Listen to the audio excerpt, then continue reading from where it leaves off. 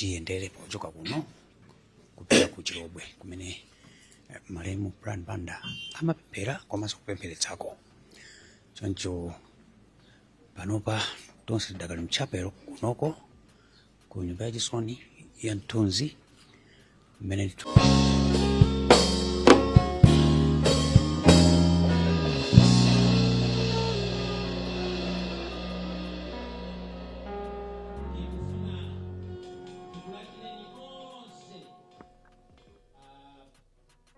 olemekezeka ino chief secretary ndi deputy chief secretary komanso board chair MBC ndi akuluakulu onse aboma amene muli pano ogwira ntchito ku MBC mwapadera azibusa azinzanga mwandikuta mwandichotsa chitonzo kubwera mwa unyinji otere.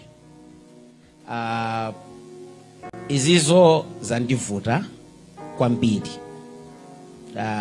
Kuganiza nthawi zina pagome pano opanda Brian ndi chinthu chopweteka kwambiri chimene ndikuyenera kuchita kuphunzira kuti I can be here on a Sunday opanda Brian.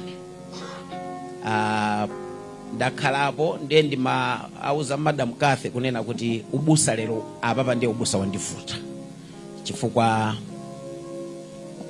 ndasweka kwambiri koma ndikungochita zinthu lero zimene Brian akanafuna kuti ndichite.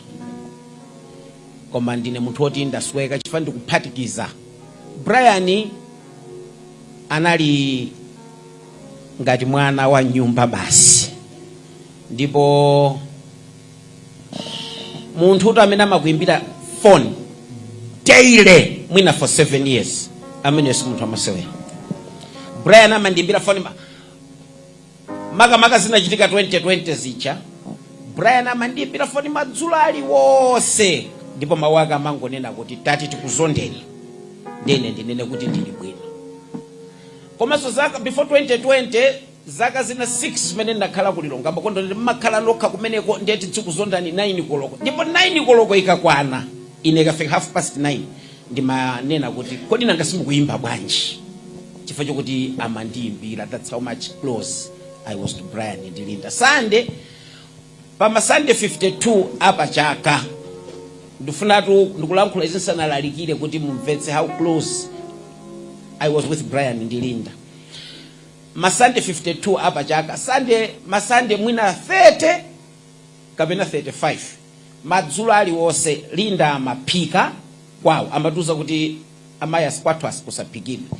Linda madzulo aliwonse amaphika, ola anene ola sanene abweretsa zakudya kubwera nazo timati ku Mission House kuti tidye ndiye ticheze tipemphere tizichoka mwina 11 12 every Sunday. Komatu moyo umene ujawo wakhangati ndalandidwa. Ndikapanda kunena zimene zilelo ndikhala munthu wolakwa ndosayamika. Ineyo pazovala zanga zonse zimene mavala tsiku lililonse olumene ndavalira lero lomwe, zovala zanga zonse zimene mavala tsiku lililonse palibe chinthu chimene sizingatheke kuvala shirt, kuvala tie, kuvala jacket, kuvala sapato, kuvala socks popanda chimene Brian anandigulira. Brian always wanted the best for me. So kaya alikuti akapeza chinthu chabwino, I've got this over mwina 50 izizo, koma zonsezo palibe chimene ndinagula ineyo. Brian would always say ndakugulirani tukena akamuvale kuntchito ineyo Brian. So Kathe wanena kuti supposed to think kuti Brian ali umumbo.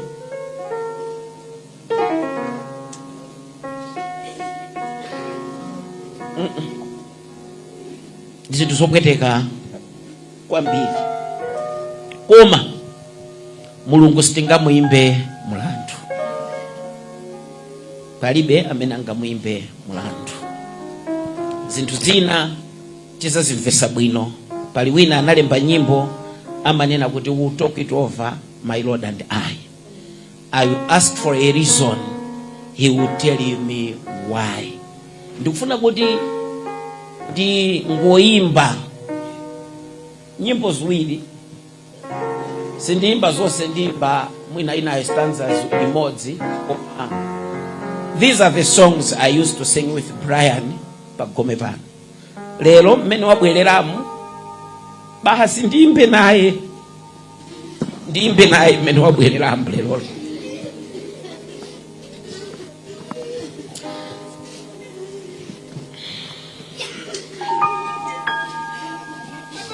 We'll talk it over in the by and by. For shadows bends and my heart beats, I will not question healing this side of heaven.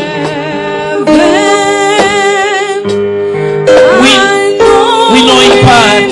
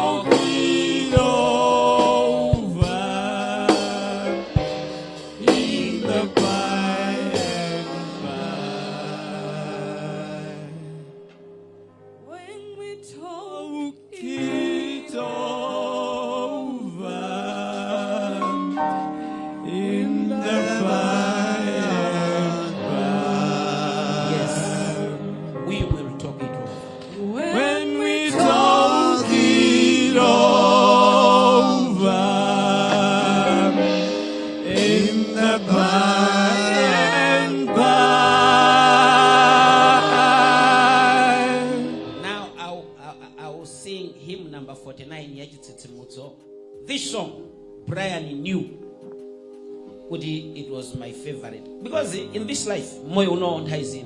Alipo anthu ena amene timayang'ana kukumana utsiku ndi tsiku, kumaganiza kuti anthu awasadzaona ifa yangu. I never thought even a second kuti I will stand here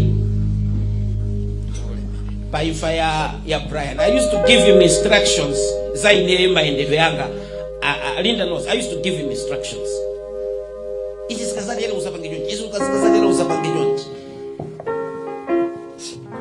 I will understand it when we talk it over. So Brian knew hymn number 49 was my favorite, and always he would sing it for me. So today I'll sing it for Brian. Andikozela nyumba kumwamba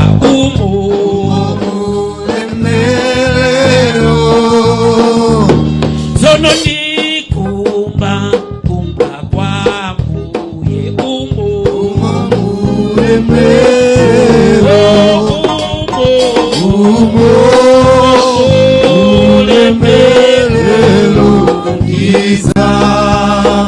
Imani yagelo umulemelelo ai bani oera umulemelelo Kilimanjira ukabwafuye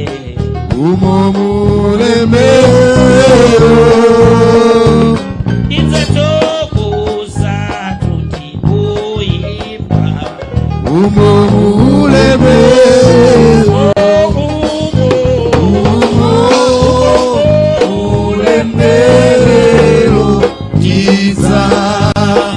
Imani yagelo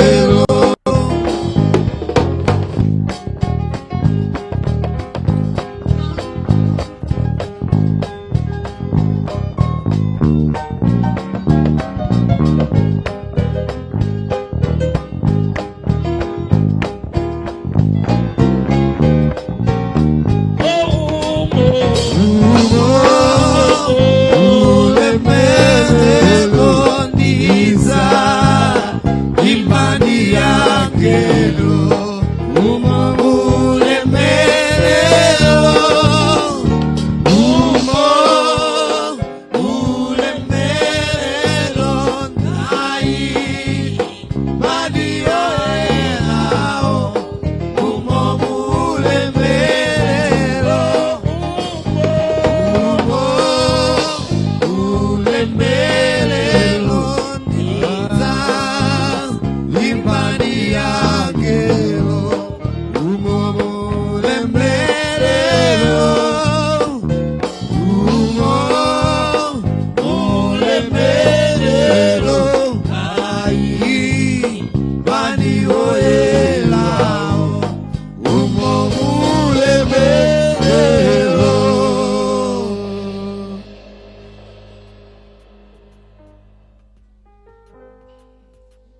kaona mbuye tsiku lodala umo muulemelero ndidzayimba ndi angelo tsiku lina umo mu ulemelero. Ndifuna tiwerenge mawu a Mulungu kenaka ndilalikire then tikhala tikuyamba ulendo. I want to tell you something. Brian anali ndi zimene amazikhulupiriranso kwambiri. Amongst zimene amazikhulupirira kwambiri Brian ndikuzifuna kwambiri was kuyimirira powerenga mawu. So ankanzo zimene zimandikomera kwambiri kuti ngati mpingo tiziyimirira ndikuwerenga mawu a Mulungu. Let's nikamuza kuti you are the chairman of the church, you can say kuti tiziwerenga mawu a Mulungu titayima. and kuchokera pamenepo we made it a tradition chokuti tiziwerenga mawu titayima as a matter of respect kwa Mulungu. So lero pamene tikumperekeza Brian, ndikufuna ndikupempheninso nonse kuti tiyimirire kuti tiwerenge mawu a Mulungu.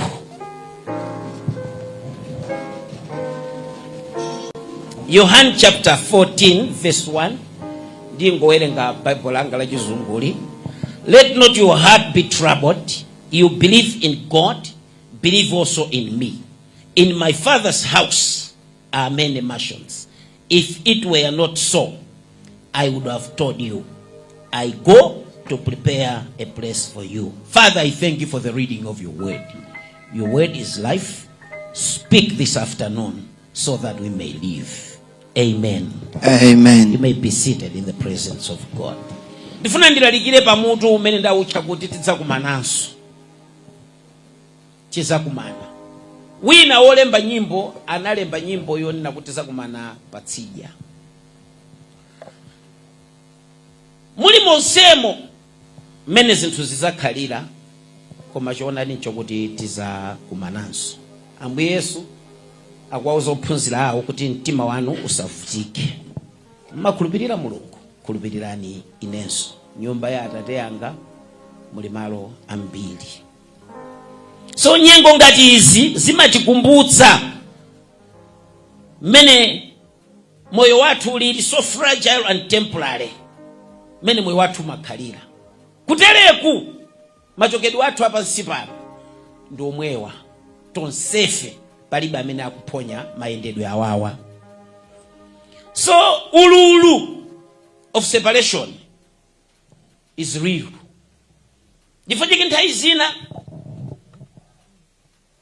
wina dzulo anandiwuza kuti ndikhale strong kuti ndimulire bwino Brian. Ndiye ndamuwuza kuti sizitheka.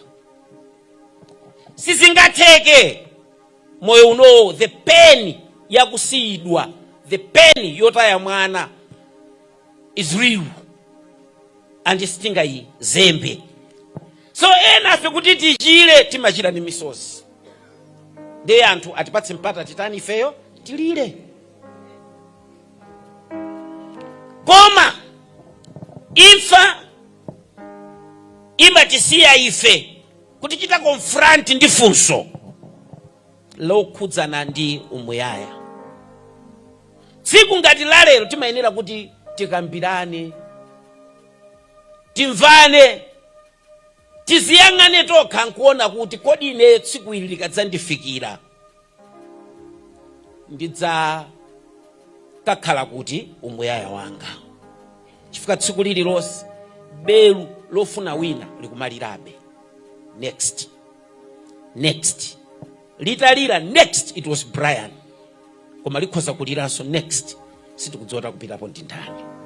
So munthu umene uzizifunsa unena kuti kodi zikatere ineyo ndikafikira kuti.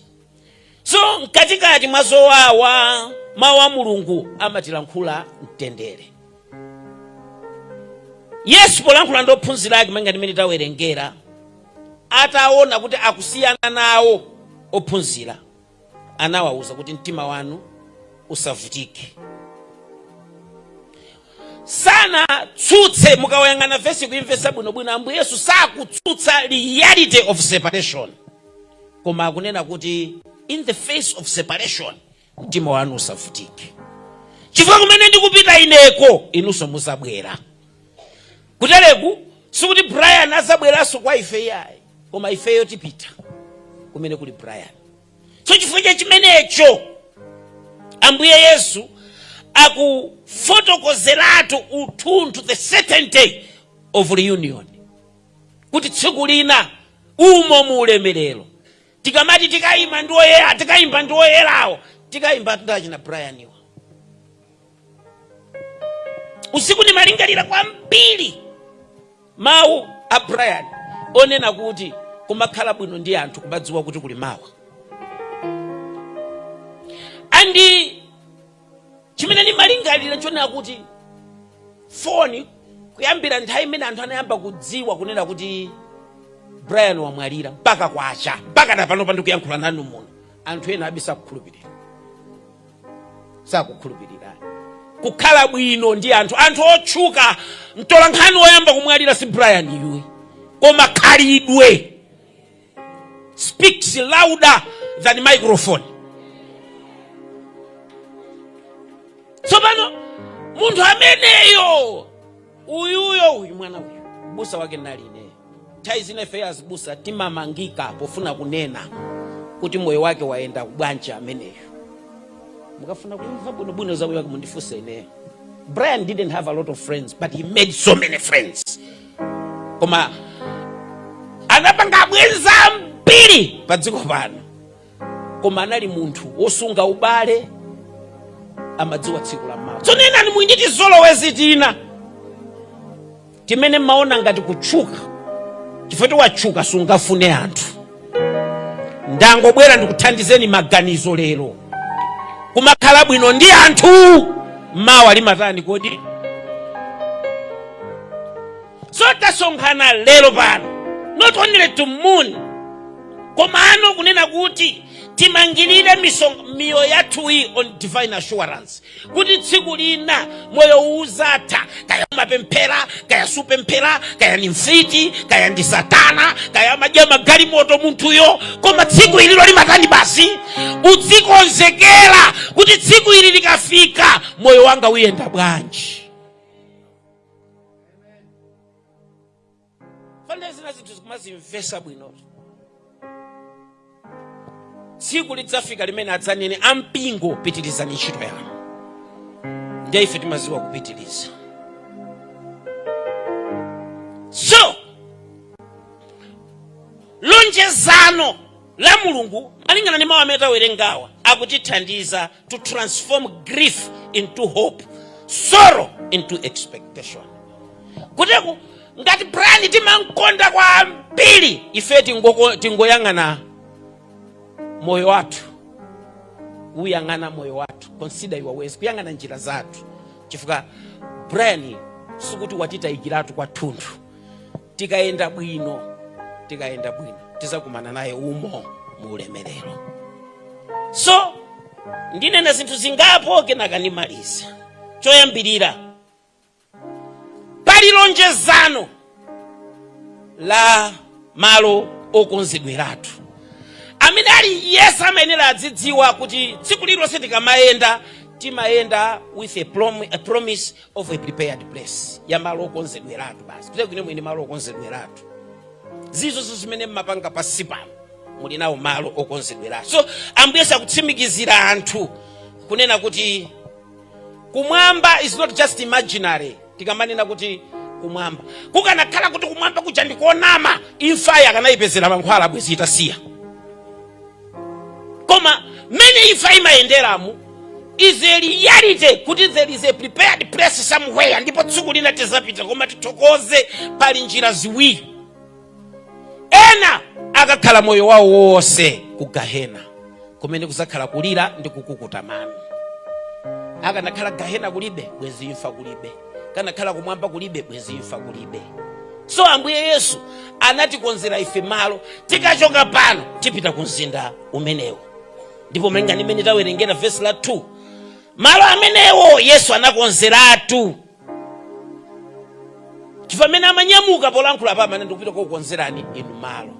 So muli nawo malo abwino amene kulibe kulira, amene kulibe chisoni. Balena akamayimba nyimbo, anayimba nyimbo amanena kuti akapumule kulira, akapumule chisoni, akapumule. Moyo uno ndiosautsa kwambiri abale anga. Makamaka ukakhala nawo opanda nawo Yesu, ukakhala nawo moyo opanda nawo chiyembekezo. So ifeyo Brian iyo tizakumana na Yesu kuja palibe usiku opanda mamawa, tizakumana naye malo amenewo malingana ndi 2 Korinto chapter 5 verse 1 tizakhala ndi Ambuye ku nthawi zonse. Ndipo malo amenewo kulibenso matenda, kulibenso kugona mchipatala, kulibenso zopweteka zina zili zonse. Ndipo ifeyo tiziyang'ana mzinda umenewo chifukwa ndi mzinda umene Brian anawu khulupirira. Brian chinthu china chimene nachiona chachikulu kwambiri, Brian analibe jealous ndi anzake. He was heavenly minded. Analibe jealous ndi munthu, amakonda anthu. Ndipo service ikatha, fazina zindizineneratu. Service ikatha nchali chimono, Brian akatuluka panjapo amayesesa kuonana ndi anthu ena ndisatchule ndi asungire ulemu, amene Sunday lililonse amabwera okonzeka kunena kuti iyayi tikamabwera ku church tibwera bwino. Fatima 500 tisamavuta kupulumusa yake, akakhala panjapo kufumbatisa ka 500 kufumbatisa. Brian amaenda ni mapaselo azovala mu galimoto zovala, akafika akamuona munthu uyu ishati ndiyo mweyo nyenyeka kolala, wiki ambaka mabwera angwitizitsa kapasulu. Sikuti akatenda pamenepo family pa anthu ena mukapereka sikulongolola kwake pagome kupanga zolengeza, ndimapereka mashati pa inu imilirani, shati mavala yana kupatsani ndani. Not Brian. Anali munthu chifukwa amanena kuti usamanene kuti ndimakonda Mulungu pamene sukonda nzako. Palibe amene anaona Mulungu kuti mukandiona ine muzindikonda mwaona Mulungu. Mulungu amafanana ndi ineyo, chifukwa ananena kuti anamulenga munthu muchani kodi. So ngati musamafutike ndikuyang'ana kumwamba kuyang'ana Mulungu ayang'ana pano. So Brian amamvetsa zimene munthu kaya ndosauka, ndosaphunzira, ndosadziwika, and nthawi zina anthu amadabwa because Brian was blessed, amakhala odalitsika chifukwa chokuti amachita mawu. Ndi inunso lero ndifuna muphunzire, chifukwa tikamanena kuti tidzakumananso tikuyenera tivomere kunena kuti tsiku lina tizachoka. Machokedwe apansi pano ndosiya ena akulira basi. Kutereku dziko linolo ndilomvesa chisoni limene timafunsana kuti mwadzuka bwanji anthu mwagona nonse m'nyumbamo, chifukwa chokhalira kukayikirana basi. Mwadzuka bwanji abambo, mwadzuka bwanji abambo, wakayikira munthu wagona naye patipo, koma kukacha kumukayikira. Koma dziko lilipo lina tsiku lina limene sidzakayikirana naye. So pomalingalira za tsiku limene lolo, ifeyo tosefe tizikonzanso moyo. China chimene ndikufuna kuti tichimvetse is the assurance of a certain return. Ambuye Yesu tsiku lina adzabwera olache ngati inu simupita akupezererani patipo kodi pompa. Ndi muzichita zinthu zanu mosamala, chifukwa kukhala lero nthawi zina ningo ndimakhoza kungosankha kungonena kuti ilakwe. Anthu ena amakhalabe moyo wokhala ngati kuti dzikoli ndilawo, akuti amapanga zimene amatani, chifukwa mkazi ndi wawo, ana ndi awo, galimoto ndi yawo, nyumba ndi yawo. I've got good news for you, moyo si wako.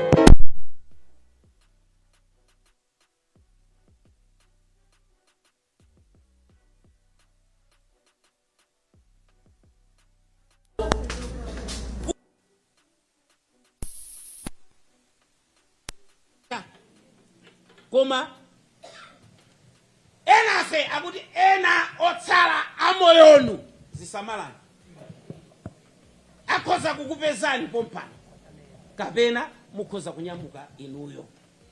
So sanangolonjeza preparation kuti ndikaukonzerani inu malo, analonjezanso kuti ndidzabwera kuti kumene kuli ineko mukakhale inunso.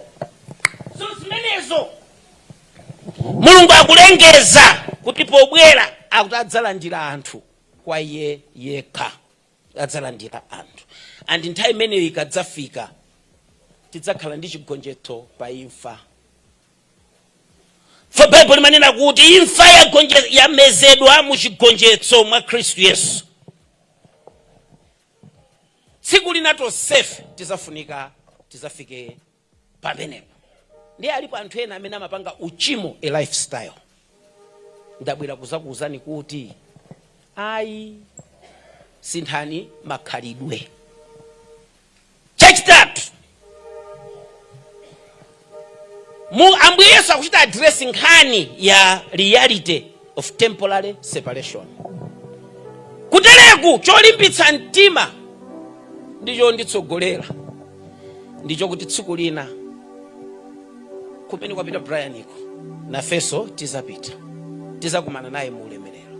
Ndipo tikazakumana naye kumene koko masiku ano kunachuluka zinthu za chisawawa kwambiri. Kunachuluka zinthu za chisawawa. Munthu amakhoza kukhala ndi phone ya 700,000 koma akusowa Bible la 20,000, afuna Bible lo munthu wina ampatsira ulere. Ali serious ni moyo wake amene? Tizati kamaenda museumu abusa muli maBible mmenemo. Ine simapasa ndi Bible, ukapatsa samawerenga. Ukatero akufuna phone atali pa TikTok. Ndengati kumwamba utsakwera TikTok yo yenderani itiyo.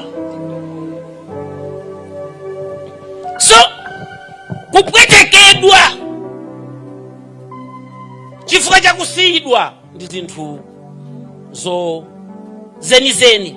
It's real koma it's not permanent. Ndifa chake tikaliralira timakhala ndi chiyembekezo. Ndiyo anthu omvetsa chisoni ndi anthu amene amayenda opanda Yesu.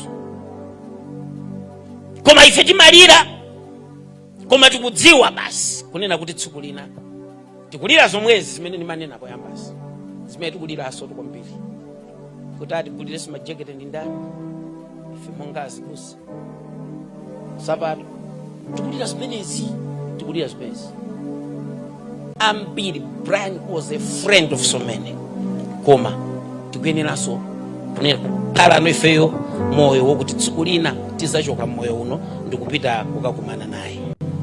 Fuka malingana ndi Yakobo chapter 4 verse 14, moyo wangu khala nthunzi basi. Fa masiku anotu zinthu zikuvuta kwambiri chifukwa chonena kuti anthu akumaona ngati moyo umakhalabe mpaka nakalekale. Makamaka mahebo akungoneka tadzingokhala dzingomwa mahebo basi.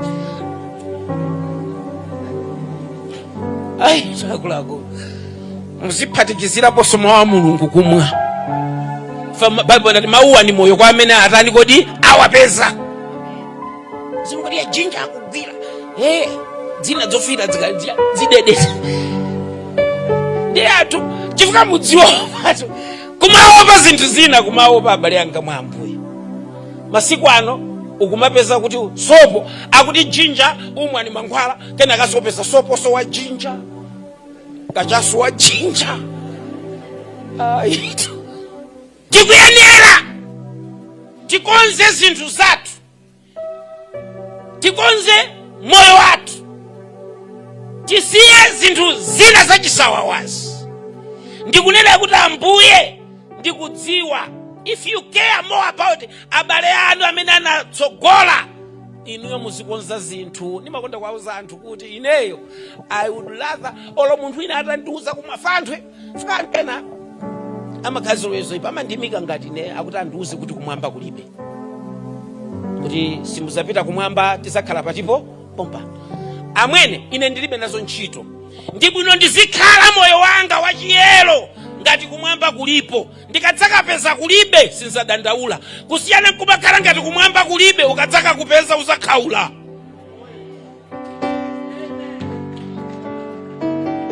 Solosa malimbana ndi zinthu zimene sizikuthandizana. Anthu awa atulankani anzeru zawo anyamata sa mena nalili Brian mujanalo upepera kumapemphera upeza wina ukuzolankhula zacho umachita kuona zo olo step yake akamaenda poto akuti sapita ku chalichi kuti inuso maendedwe anu ngoka naso ku chalichi. Pamene anyamata amphamvu awa amasuti woongoka akabwera chalichi muno amakweza manja misozi kuno. You better live your life kuti kumwamba kulipodi. Koma kusiyana ndi kumakhala moyo kuti tsiku lina muzachite regret. Fa moyo wanuwo ndi mpweya basi. Mphepo ikapitapo inuyo palibe. dzana madzulo Friday madzulo amanena Apostle Tielo abwera dzana, and we laughed and he was making jokes ya kuchipatala. Koma Mulungu anatibisira basi mawa kuti Brian achoka. Ndiye moyo mmene umakhalira moyo kumvetsa chisoni kwake. So inuyo pano mukungodutsa, koma chofunika kwambiri Bible nena kuti ngati tikhale moyo tikhala chifukwa cha Khristu, koma kuchoka mthupili ndikukakhala na Ambuye. So masanano ndifuna ndikuyitanireni, ndikulimbikitseni kunena kuti inuyonso mukonzekere your own eternity. Kuti mukonzekere your own eternity, musiyang'ana tsiku ngati ili kukhala a reality, kuti tsiku lina, tsiku ngati ili lidzabwera basi, tsiku ngati lidzabwera. Chifukwa Ahebrew chapter 9 verse 27 akuti kwayikika kwa munthu kufa kamodzi, akafa ndi chiweruziro. Tsiku lina tosefe kufa ndiye tidzafa ndithu. Bible limanena choncho, kufa ndiye tidzafa ndithu. Koma timakhala ngati madzi amene akatayika sangaoleke, koma Mulungu akuyesetsa kuti wotayikayo asantayikire iyeyo yayi. So madzulo masana nafunika enanu ndikulankhuleni, chifukwa tikamanena enanu ndinu a Khristu koma opanda makhalidwe. Chikhristu ndi khalidwe. Umayang'ana anthu akufatikizimwe ndi anthu amatama malilime, ife patoti mayankhulazo ndi malilime yozikhala sewe. Koma timadziwanso kuti mukadzapeza Khristu opanda khalidwe si Khristu ya. Chifukwa Chikhristu chija chimati sintha khalidwe. Tsono ndinabwera kuti ndinene kuti anthu ena anu ndofuna musinthe khalidwe. Mawa Mulungu anatibisira. Ndiye tikachoka pamene kuti timakumana ndi chiweruziro. Koma malingana ndi Roma chapter 6 verse 23 timakumananso mawa Mulungu akunenanso kuti koma Mulungu amatipatsa mphoto imene ndi moyo wosatha. So kukhala ndi chikhulupiriro mwa Khristu zimatithandiza kutikonzekeretsa umuyaya. Munthu wina wochimwa timamuti wakuba pa mtanda pachi, amene ujandali ndi nzeru analankhula zinthu zake, koma nzake wina anayankhula kunena kuti mundikumbukire lero, ndipo anamuwuza kuti usiku omwe uno uzakhala ndine ku paradise. So ngakhale mitima yathu ndiyosweka, ngakhale tathedwa, tikuyenera tiyimebe nji pamalonjezano a Mulungu. Mulungu samanamiza munthu. Tikuyenera tiyime nji, tikonze njira zathu, tinkonde Ambuye. Inu akubanja inu mkonde na Ambuye mene mankondera Brian. Chifukwa wotayikayo watitayikira ifeyo sana ntayikire Mulungu. Ife tikalimba mtima tikayenda ndi Mulungu, tsiku lina tikadzalowa mu ulemerero, tikayimba ndi angelo, tikayimba ndi oyera ake achina Brian yo tsiku limenelo. Kwa Mulungu watikonzera kale ifeyo malo, ndipo adzabwera mwina muimfa olo wathunthu kudzabwera kudzatenga oyera, akuti adzasonkhanitsa ake onse. Imfa imangotisokoneza chiyanjano chathu pansi pano, koma it cannot cancel eternal reunion. Imfa singapangizwezi. Fabali mawu ena amanena kuti memory is one gift of God. George Yonse analemba, is one gift of God. Death cannot destroy. Kutero kuifeyo pano, si ife tokha amene tili pano, si okha amene ali kunja. Ngati mwatsatira zotsatira za masamba anchezo anthu aponya kwambiri zimene Brian amanena, ndipo nthawi zina umaganiza kuti Madam Kafewa akhoza kungolemba no buku no basi la zinthu zimene zicha. Chifukwa kuti chimene tikufuna kuti Brian asazachoke m'mitima yathu, Brian asazachoke m'mitima ya anthu. Anthu adzadziwe tsiku lina kuti once upon a time there lived a man, there lived a journalist by the name of Brian Banda. So lerolo pamene tikumulola Brian kuti tikukamuperekeza kuti mawa akagone, tikumuyika m'manja mwa Mulungu.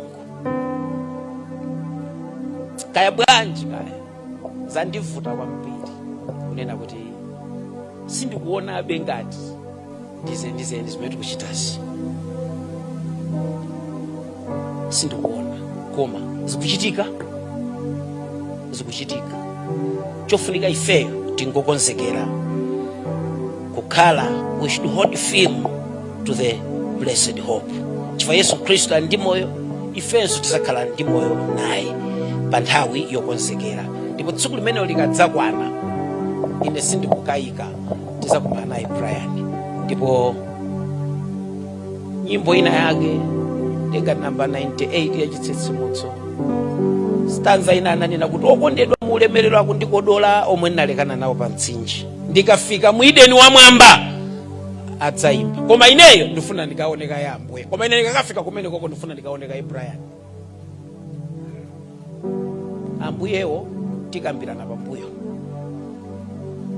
koma ndikakafika zofuna zaine fa kungolowa kumene koko palibe kundibweza. Andibweza kuti achifanire mafuta Brian ali kuti ndiye andibweza kumene koko sikumakhaza violence, ndi dziko la mtendere, ndi dziko la mpumulo. Koma ndikafikako ndifuna ndikaona oyera mtima. Ambuye akudalitseni, ndiye tipemphere. Tikuyambikana Ambuye chifukwa choti ndinu chilimbikitso chathu kuti tsiku lina tidzakumana ndi okondedwa athu amene tinalekana nawo mmoyo uno, tidzakumana nawo patsidya. Tikupemphera kuti pamene tikupitiliza mwambo wolira ndi kumperekeza mwana wanuyo Abusa Brian, ifeyo mutipatse mphamvu, mutipatse chiyembekezo, mutiphunzitsenso kukonza zinthu zina zimene sizimachita bwino, pozindikira kuti munatibisira mawa. Mulemekezeke Ambuye masanano mu dzina la Yesu Khristu. Amen.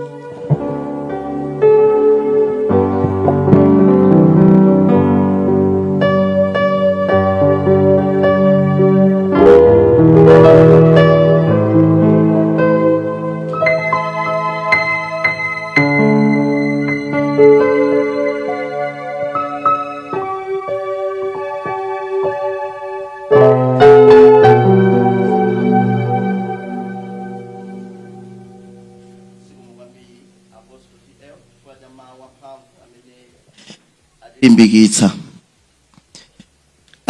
Programu yathu ikusendera kumapeto.